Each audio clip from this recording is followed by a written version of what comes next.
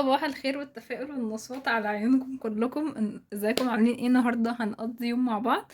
إيه النهارده يوم مختلف، يوم مليء بالمسؤولية. عليا بقى شغلي ودراستي وتنظيف يعني البيت وكمان اعمال اكل وكده، عشان اهلي راحوا مشاوير وكده، والنهارده انا قاعده اونلي يعني. ف فعليا بقى مشاوير كتيرة اخلصها النهارده في البيت، فتعالوا بقى نقضي اليوم مع بعض. اول حاجه انا هبدا بيها اللي هو الشغل بتاع الجامعه، يعني الجامعه طالبين مننا شغل وكده، فانا قاعده بخلص فيه عشان هو هيتسلم النهارده اونلاين. تمام، فانا قاعده دلوقتي بخلص فيه. ف... فهنا انا حضرت بقى يعني كوبايه لاتيه، وهشرب اللاتيه بقى مع الشغل واخلصه، ونرجع بقى مع بعض نكمل. بعد ما خلصت الشغل اللي مطلوب مني من الجامعة، دخلت على طول على ترتيب البيت. هو كان عايز تسوية سريعة كده، فقلت اسويه بسرعة. اول حاجة بدأت بيها هو ترتيب البيت، عشان اقعد طول اليوم في راحة نفسية وكده. وهو الحمد لله ما خدش مني وقت وخلصت بسرعة يعني.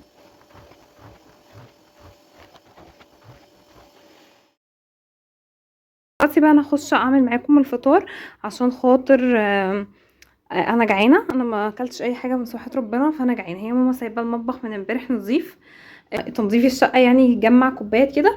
هقف اغسلها وبعدين هفطر. تمام.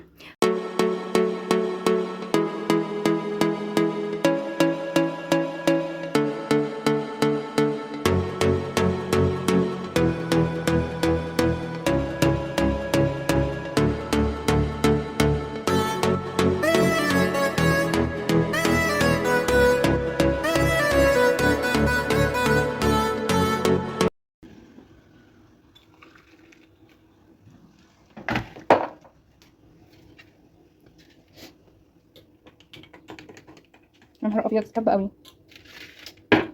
اهو هقلب الشاي بقى.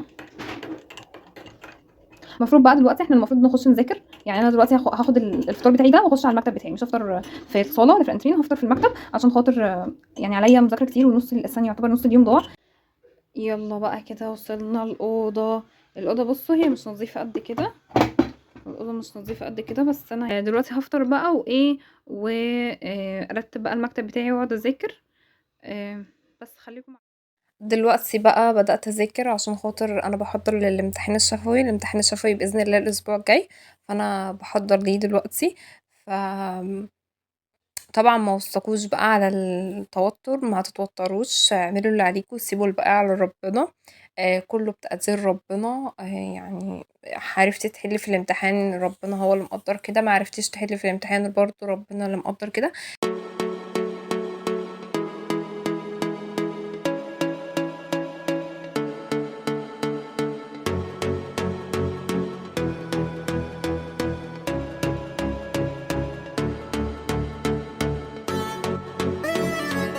انا ليا مزاج بقى اكله بالصلصه، فهعمله بالصلصه. هنا حطيت معلقه زيت، وبعدين هحط عليهم فصين توم كده، فصين توم مهروسين.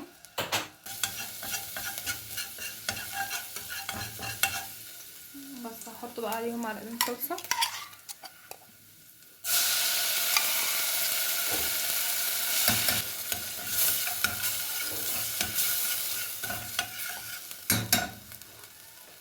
وهحط بقى ايه كوبايتين ميه، يعني هحط ميه بقى على حسب ايه، على حسب الكمية اللي احنا نحبها. وبعدين بقى دلوقتي هنزل بكيس الاندومي،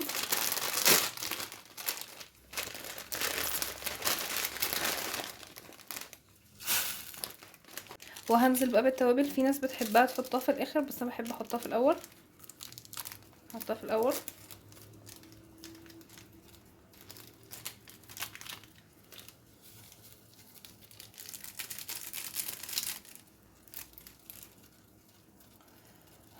هنشيلها من هنا. هغطي عليه بقى واسيبه حاطط الشطة، وهغطي عليه لحد ما يستوي. هو كده بالنسبة لي يعتبر استوى، فانا هقفل عليه بقى. بس هعصر عصرة ليمون قبل ما اقفل بس، وهقلبه تقليبه كده واقفل. انا بحب يكون فيه شوية مية كده. فاقلب تقليبه كده بقى، وهقفل واغرفه في طبق.